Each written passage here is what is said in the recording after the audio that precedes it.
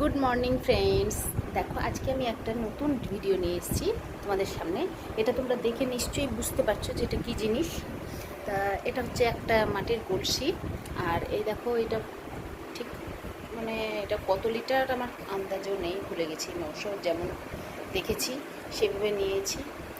আচ্ছা, তো যাই হোক, এটা প্রচণ্ড গরম পড়েছে, তাই আমার হাজব্যান্ড বারবার করে বললো যে চলো আজকেই তাহলে যাই, দিয়ে কিনে নিয়ে আসি। দিয়ে একটা দোকানের জন্য নিয়েছি, একটা বাড়ির জন্য নিয়েছি। আমার দোকানে অবশ্য ফ্রিজ এমনি নেই, মেডিকেলের দোকানে আছে।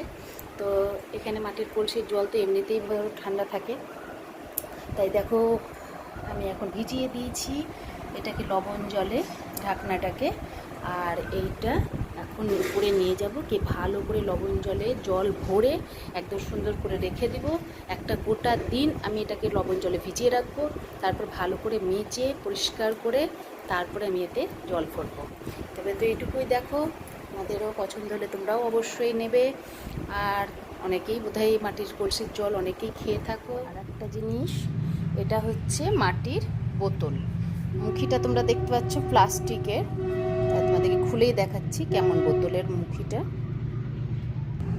এই দেখো, এটা একদম প্লাস্টিকের জিনিস, উপরটা রাউন্ড এটা দেওয়া আছে। আর এই হচ্ছে তার ঢাকনা। শুধু এই দুটোই প্লাস্টিকের, বাকি পুরোটা হচ্ছে মাটির। এটা মোটামুটি দেখতে ভালোই, আরও কারুকার্য করা ছিল, তবুও কালকে আমি পাইনি। তো যাই হোক, আমি এটাই নিয়ে চলে এলাম জলখাবার জন্য। তোমাদের ভালো লাগলে তোমরাও নিতে পারো। তো ব্যাস এটুকুই আপাতত, টাটা।